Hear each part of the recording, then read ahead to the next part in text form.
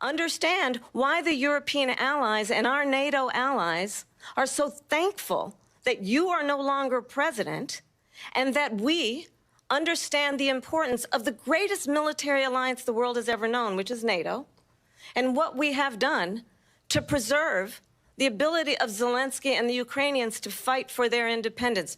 Otherwise, Putin would be sitting in Kyiv with his eyes on the rest of Europe, starting with Poland. And why don't you tell the 800,000 Polish Americans right here in Pennsylvania how quickly you would give up for the sake of favor and what you think is a friendship with what is known to be a dictator who would eat you for lunch. You can't say she didn't warn you.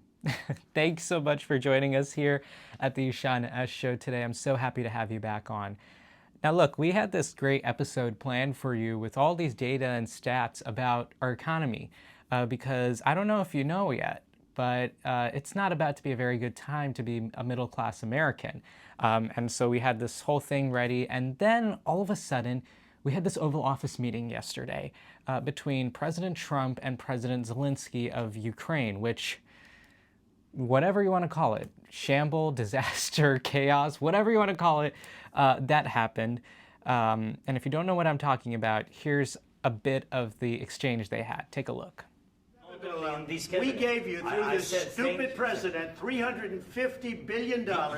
We gave you military equipment, and you men are brave, but they had to use our military. If you didn't have our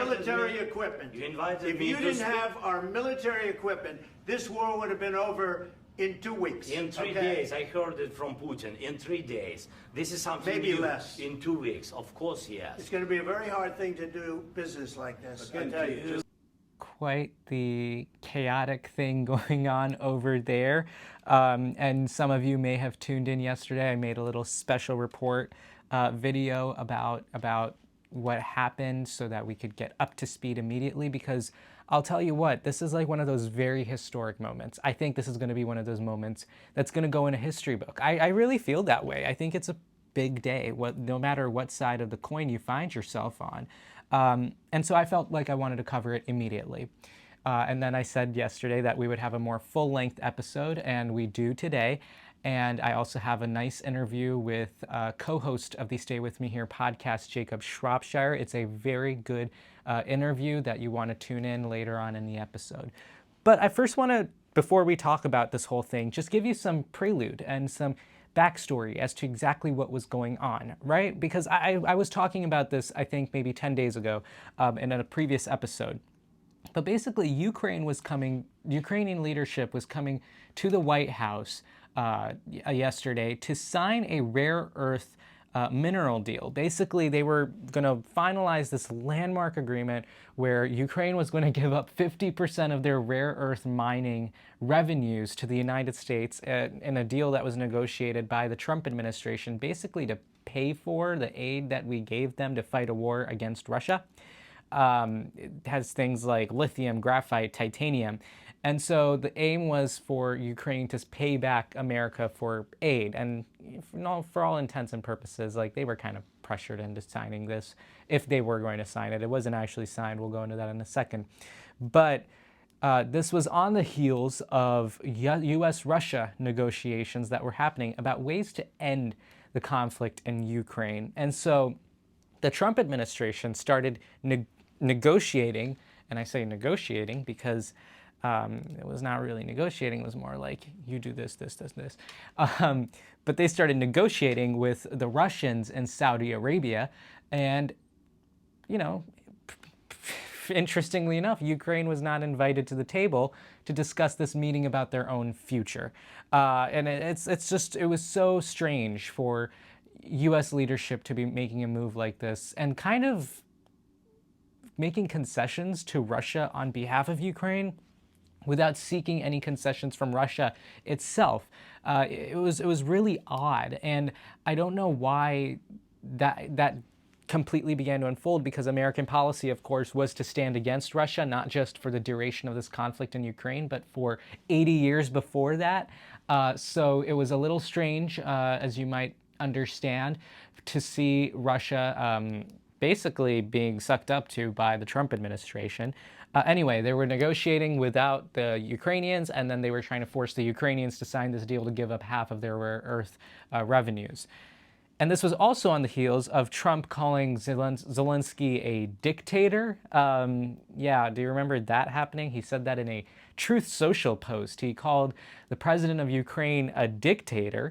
And it was just, oh my gosh. And then he even walked back that comment. He's like, did I say that? He did say that. But yeah, and if you want to learn a little bit more about what was going on with the negotiations and all of that, you can watch the video. I'll put it up in just you can probably find it in the description or something, but you should watch that video if you want to learn a little bit more about what was going on beforehand. But anyway, all of that led to this Oval Office meeting that was supposed to happen yesterday. Ukrainian officials and delegation came to the White House. They were going to sign this deal. They had this whole thing set up, a nice lunch too. It was going to look like a fun little exercise. No matter how upset people were about it, it was going to be a fun exercise of American diplomacy. But it started off really hostile. It started off so hostile, even from the moment Zelensky got out of the car to meet Trump. And I'll play some of the clip for you in just a second, but like the moment Ukrainian President Zelensky came out of the car, Trump started criticizing him. And criticizing what exactly? His clothing. Take a look. Pretty close. Pretty shut. He's all dressed up today. I mean, what are we? Like, what is this, high school? What is, like, he's acting like a teenager in high school. That's what you're wearing to my thing? Okay. I mean, look, President Zelensky is a wartime president, and he has not worn a suit in years, I don't think. He's worn that very iconic battle gear, or not battle gear, but like the clothing, I forget the term, but it's been something he's worn for years and as a move of solidarity with his people. And it's not just Zelensky deciding to do that. He actually is taking a page out of Prime Minister Winston Churchill's book, who also did not wear any suits and rather wore battle gear and stuff like that when his country was under attack from the Germans. And Donald Trump, I would have expected to know better because he has a little statue thing of Winston Churchill sitting in his office.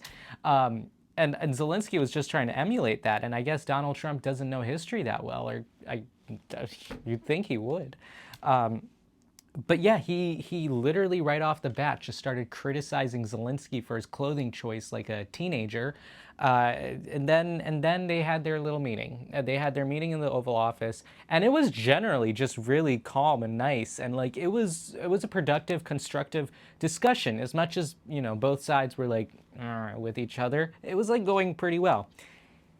And then came the last question. Trump decided to take one last question, and in that question, they started talking. Zelensky corrected Trump about how Russia invaded Ukraine in 2014. Trump said, no, it's 2015. And then Zelensky's like, actually, no, it's 2014. And Trump was corrected and humiliated because he was wrong, as usual, about stuff like that, about minor facts.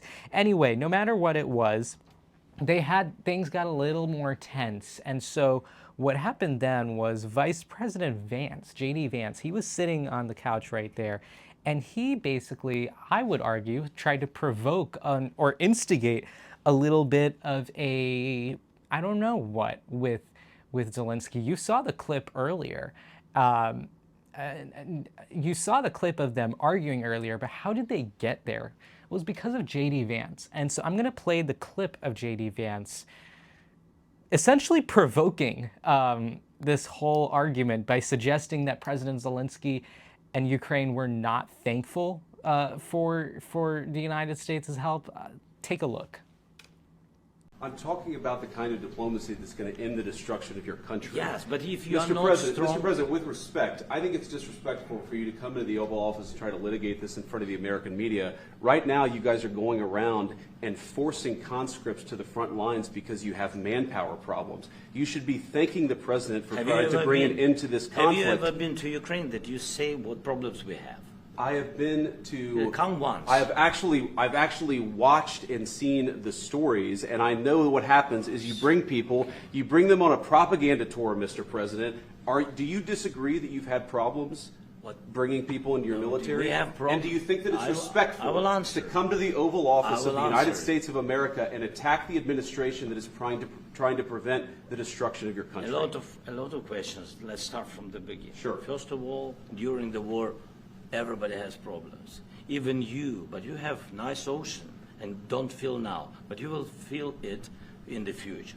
Have you said thank you once? A lot of times. No, in this even entire today, meeting, you said thank you. Even today. You went to Pennsylvania and campaigned for the opposition in October. Offer some words of appreciation for the United States of America and the President who's trying to save your country. I have covered President Zelensky for years now, and I'll tell you the one thing I can always tell you about wherever he goes in the world, he always says thank you. He always says it. Like, that's just because he's showing gratitude for the support that is being given to his nation. And I don't know if JD Vance is a good listener or not. Maybe it's that weird millennial I'm better than everyone trope or something, but Zelensky literally thanked the administration at the start of that meeting. So to ask, have you thanked us yet? Have you said thank you? Have you said thank you? He did. He said it at the very start. But nonetheless, that got really heated. It went from there and it got really heated after JD Vance instigated. And in that whole ordeal, they kind of abruptly ended that meeting in the Oval Office. And after a while, Zelensky was asked to leave the White House. According to reports we got, Secretary of State Marco Rubio and National Security Advisor Mike Waltz asked the Ukrainian leadership to leave the White House and basically kicked Zelensky out. And it left uncertainty over what the next steps were for this rare earths deal. Whatever it was, Zelensky left. He left, and it was just a sign of just the chaotic nature of this whole situation. I'm going to put some pictures up. Take a look at these pictures. On one side, you have the ambassador to Ukraine. You can see how she's covering her face because that's the face of like someone going like, oh crap, look what just happened. This is terrible. And then look at Marco Rubio. Marco Rubio, I don't even know what it is. Maybe it's regret. Maybe it's confusion. Maybe it's that he's upset. I don't know. But look at that face. He does not look very happy to be there. And he does not want to be there. It's hilarious. It's a hilarious image to see the expression he has. But it just goes to show what happened in this moment. It was so tense. And it was so unprecedented. And I don't know, I think much of this came out of the idea that Zelensky was making this outrageous suggestion that we couldn't trust Putin in a ceasefire deal. The big thing that the Trump people wanted was that they wanted a ceasefire in Ukraine to stop the fighting, and then they'd negotiate something after. Zelensky was saying, hold on, maybe we don't want just a ceasefire because we can't trust Putin to act.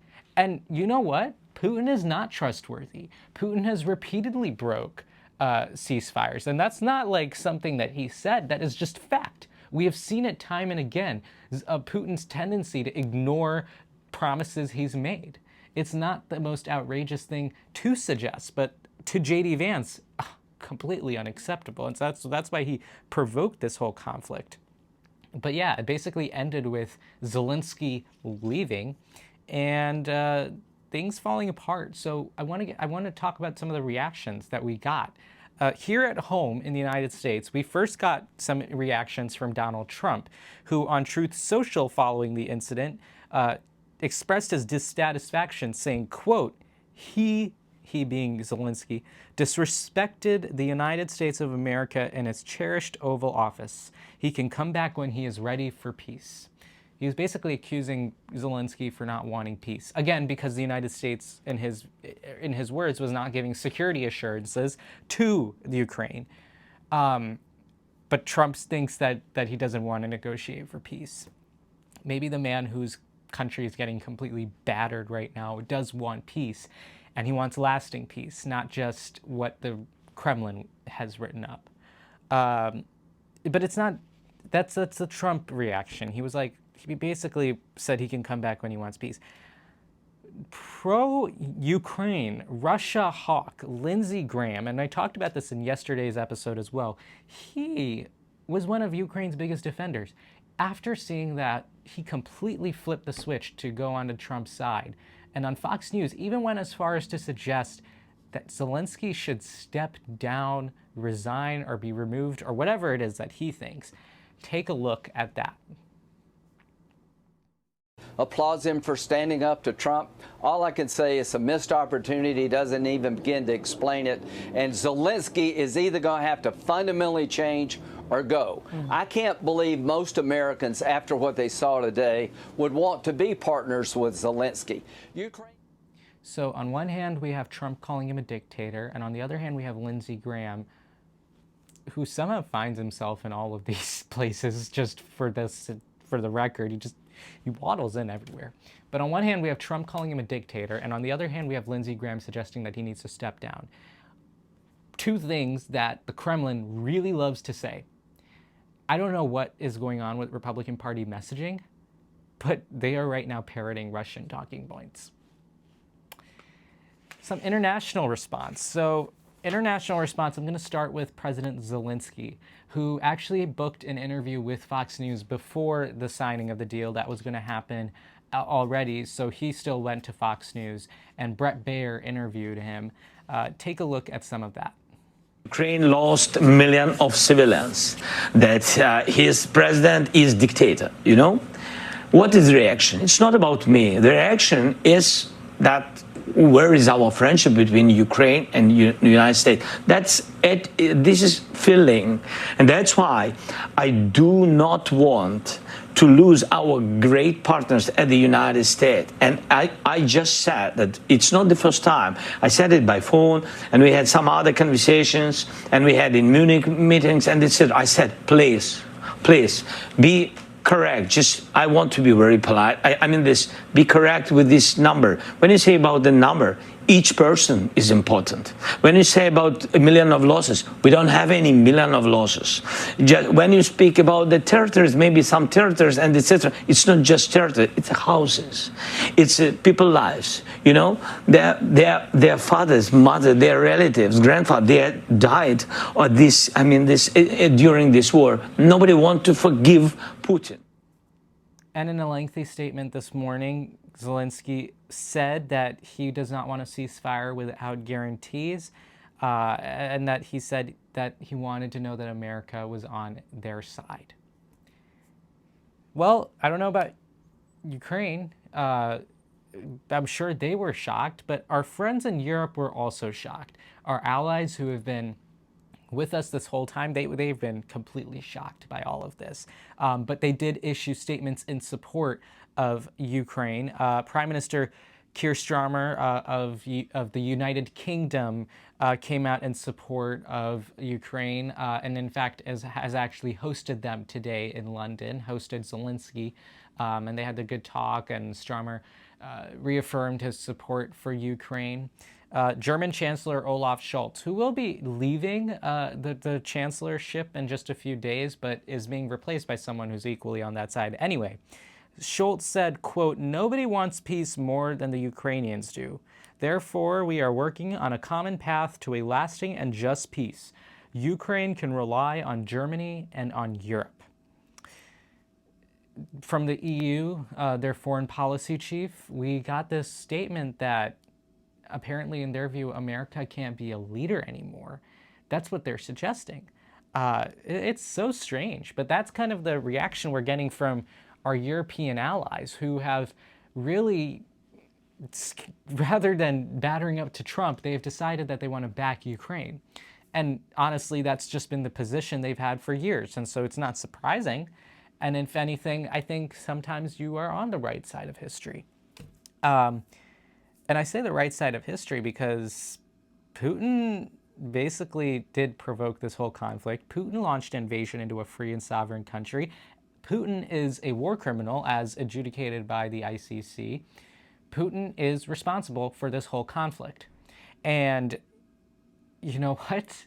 If you're on his side, if they're the ones praising you, maybe there's something to really give a big, long, hard thought about. And I say that because the Russians have been very approving of what Trump did. Russian officials praised President Trump's handling of the meeting. From Dmitry Medvedev, he said, quote, "The insolent pig finally got a proper slapdown in the Oval Office, and Donald Trump is right. The Kyiv regime is gambling with World War III." When the Russians are quoting you, that just says it all. It's plain and simple. So what does this mean? What does any of it mean? I don't know. But I get this feeling that we are veering very fast. In just 5 weeks, we have veered towards a pro-Russia stance. You might have seen that UN resolution that where America decided that we didn't want to condemn Russia for invading Ukraine, and in fact we voted against it, voting with countries like Iran and North Korea and Nicaragua, and of course Russia. We are somehow on the side of Russia in the world now, and it's so weird because America has always been a champion of democracy. We have been champions of the American-European alliance for the last 80 years, a lifetime's worth of cooperation. We are just throwing it all under the bus because Donald Trump is fond of Vladimir Putin. I don't know about that. I don't know where this is going. And so, I don't know. America is going into a different direction, and we are taking a 180, basically. This incident is going to have long-term effects on the world, and I don't know what we can expect from the Ukrainian conflict because this is just such a fluid situation. Things are going to be evolving a lot over the next few days, but it's safe to say that things are moving really fast, and things are definitely not the same. Not the same as just 5 weeks ago, not the same as the last 80 years. And every time I think about just how unprecedented the times we find ourselves in, I always also like to remember additionally that we are still just 5 weeks into this administration, 6 weeks into this administration. We still have 3 more years. So 3 more years of whatever this is that we have ahead of us. But that's a look at the situation that just happened in the Oval Office. I guess I should also point out in that whole thing, and that just won't take long, but I should point out also that in that Oval Office meeting, coverage of all sorts of things. But the thing that I find the most strange is how Russian state media was able to cover this whole thing. They were able to cover this while the AP and Reuters were not invited in the press pool to come cover that meeting in the Oval Office. That's another thing that I just wanted to mention. I didn't know where to work it in. I just remembered it right now. But that's also something you should know. I don't know what you're going to take away from it. I don't know what it's supposed to say about the Trump administration, but that's something you should know as well. Russian state media got in over the Associated Press and Reuters. Anyway,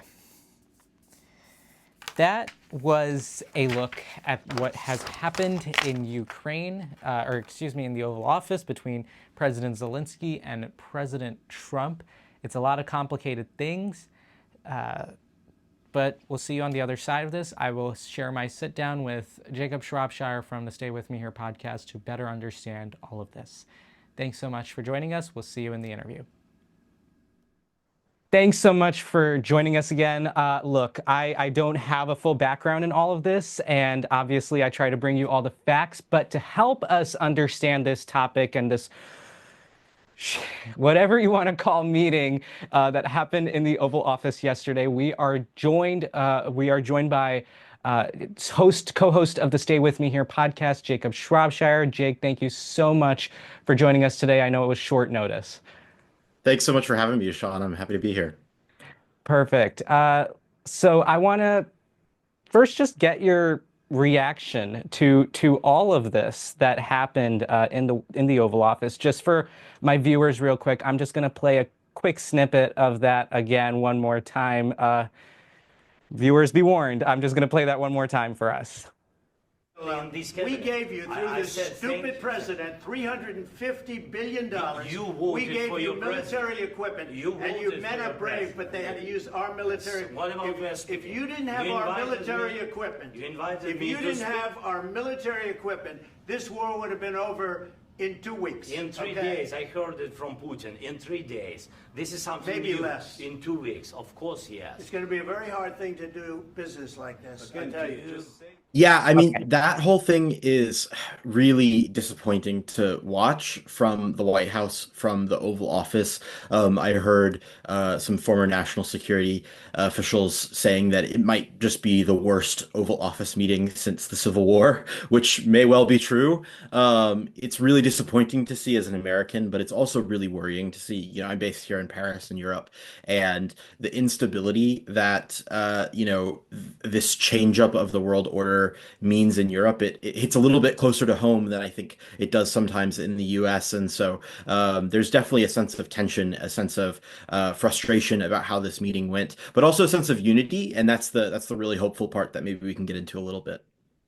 Yeah, our allies are shocked. I think it's a strange time when for whatever reason, the United States is on the same side as Russia, and then all of our European allies are backing Ukraine in this whole weird dynamic. But just for some information on that, we had leaders across the European Union from Spain, Sweden, Poland, all of these people coming out in support of Ukraine. In fact, the EU's foreign policy chief even said that Europe needs to look for a new leader. What do you think our allies are thinking after seeing that? Can they trust America? That's the big question. I think the era where sort of the U.S. was seen as a reliable ally is probably gone. Now, whether or not trust in its entirety has been eroded, I don't know. There are still clearly sort of a relationship. I think about the meeting with Emmanuel Macron from here in France. He met with Trump earlier this week, and they have a good relationship. And so and he's on the right side of this thing. And so there are still relationships to be had, conversations to be had between the Europeans and the Americans. But the idea that the U.S. is a reliable ally is just it feels like it's only been 5 weeks or whatever it is now, but it feels like that's from a decade ago, because it just doesn't seem to be an effective way of thinking about the U.S. anymore. I do think the way in which Europe has lined up, they're starting to line up security agreements. We saw in Germany, I think today or maybe it was last night, a coalition government got put together very quickly between the centrists, and I think part of that was fueled by the feeling that there needed to be some unity in Germany and in Europe. And so we're seeing good signs, I think, even as disheartening as this moment was yesterday. And while our allies are trying to scramble up and figure things out, I know that champagne is popping in the Kremlin right now. We got that statement from the Russian Foreign Ministry, which called Zelensky a scumbag and praised Trump and Vance for holding back, having restraint. I want to get your thoughts on what Russia is thinking as well. Like, how do they feel about all of this? Oh, listen, I mean, champagne popping is absolutely the correct thing. And frankly, if you're where they are, like, this is as good as you could possibly imagine things. It's just, I don't happen to sit on the Russian side of things. And I don't tend to think Europeans and Americans should either, considering the history that these countries have with that side. I do think, one of the most disheartening things about this was, obviously there's this event, but the sort of alignment that the Republican Party in the US has had with Russia Russia is really frustrating. Lindsey Graham went out, and this is someone who has been a Russia hawk for as long as he's been in public life, talking about how we needed to put Russia to the fire. And he went out and basically said that Ukraine was in the wrong after this meeting. And so, the coalition between Russia and the far right in the U.S. is really disturbing, and something that is going to be a defining feature for them, I think, going forward. Hmm. I mean, yeah, that I wonder what the future of this because I guess what we thought was, or at least the plan was, that they were going to sign that deal in the White House, Yeah. and like things would go back, or well, I don't know about back, but I think the main frustration that the Trump administration is giving that is that the Ukrainians didn't want a ceasefire and then work out a deal. They wanted assurances, and which I think is fair, right? But what does this conflict look like now? I mean, we got that report from the State Department and the Pentagon that they're cutting off access to a few things, including things with their energy grid. And now the Trump administration is flirting with the idea of just stopping all military aid. What's next for Ukraine? What do you think? Well, I think, turning to Europe is step number one. I think this really, it does mark a sort of fork in the road for where this could go, and there's a couple directions. Like, peace is not out of the question, and that's what you hear from Zelensky. That's what you hear from Ukrainian leaders as well. That if there's a reasonable agreement on the table, even if the U.S. is the one sort of bringing it to the table, then that's worth pursuing. And that's the right attitude. He said, I think last weekend, that if basically peace was contingent on him stepping down as president, he would do it, because that's where they are right now. So in terms of there is a possibility for a peace deal, I think. Whether that peace deal is completely untenable or frustrating for those of us on this side is a whole different question. It may very well be a very bad deal, and I think I'm starting to think that any version of that deal, probably Ukraine is signing it because they feel like they don't get enough support from Europe. That said, there's a version of the future that involves intense support from Europe, a ramping up of the European military-industrial complex, and a full-throated support of Ukraine to keep this fight going. And that's a real possibility too. I don't know how that fractures the relationship between Europe and the U.S., and so that's sort of an open question, and it may play a role in which direction this thing goes. But I think there's a few futures that we could see from this point going forward. But I think this is pivotal for sure. And look, you and I both have been covering this conflict for as long as it's been going on, I think, really. You've definitely covered it a lot more in depth. And so I wanted to get your thoughts on even covering a conflict like this, because, I mean, at least from my own perspective, I know that this situation has taken a full 180, and I want to know like what I want to know like what the next step is going forward as people that cover this conflict. Like, what do you think is the new path? I mean, are we supposed to? I don't know. Like, what do you think covering this conflict is going to look like? Yeah, that's a great question. I think some of it is just covering it the way, we have for a long time, and talking about the Ukrainian point of view, and, discrediting a lot of the things. This is sort of what sparked the whole conflict in the first place in the Oval Office, was Zelensky saying, that the things Trump was saying were just wrong, and they are just wrong. And so continuing to do that. I also don't think we should delude ourselves in thinking that that alone is going to get the job done. We have to be really honest about where people's interests are in this. And I think, part of what I was thinking about while watching that meeting sort of collapse in front of us was that all politics are local. And so, I have been trying to read more and more local press from the different places that really matter, trying to read more local press from Ukraine, because there's a really clear sense of where, the real interests that Ukrainians have are. And so that's how I'm thinking about it. I don't know that it's hard to say that there's a right or wrong way, but I think just being clear about what this is, and being willing to sort of call out the crap that is fluff, that's fake, that's sort of BS, that's whatever you want to say, because there's a lot of it. And I mean, particularly from the Russian propaganda machine, there's so much uh I mean, propaganda, it's their job. And so, you really have to work to make sure that noise does not interfere with the real news that's happening. I think that's how I'm thinking of it. But how are you thinking about this? I mean, how are you thinking about going into this? Yeah, I mean, I remember it started in 2022. Yeah, so I've been covering this story from like the very start of it, and I'll say Yeah. it's been strange because I was just listening to my episode from like right when it started, and Mm, talking about like how impressive it was that the United States was leading this whole effort to unite Europe, and so I think it's strange to have to now cover it from that. But I think the other aspect, and you brought it up, is the propaganda we are seeing from yeah. Russia obviously, but I mean, I hate to say it, stuff we're even seeing here in our own country, in the United States. We are starting to see people, Yeah. I mean, and if you watch the Trump administration episode, we covered a few people that literally are in the White House that are parroting these talking points. I think it is a strange time because we also now have to say, hey, I mean, America is trying to lead this effort, but America is also supporting the other side. Yeah. It's a confusing time for sure to do this. And look, I appreciate the insight that you brought. We are almost out of time. Do you have any parting thoughts that you'd like to share on this topic before I let you go?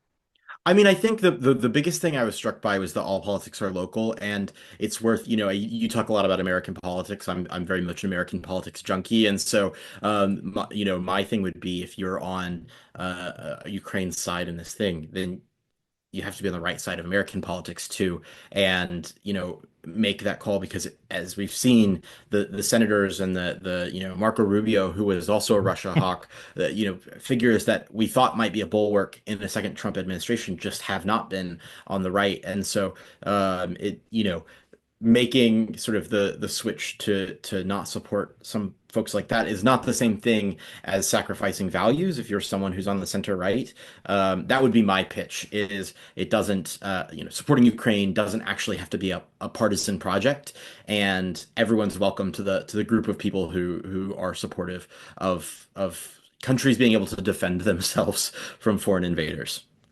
You brought up the Marco Rubio thing, and like it's been permanently ingrained in my mind how he was trying to sink into that couch in the Oval Office meeting. Yeah, Oh my he looked gosh. like he was melting, like the witch from Wizard of Literally. Oz. He was like slowly sinking in. He's like, get me out of here. Whoops. Jacob, thank you so much for joining me. You can catch Jacob every week on the Stay With Me Here podcast. I know they're going to be covering this topic in depth, and I get this feeling, Jacob, we're going to have you on very, very soon to talk about this because this is a very fast evolving situation. But Jacob Shropshire, thank you so much for joining us today. We hope to have you back on soon. Thanks so much, Ishan.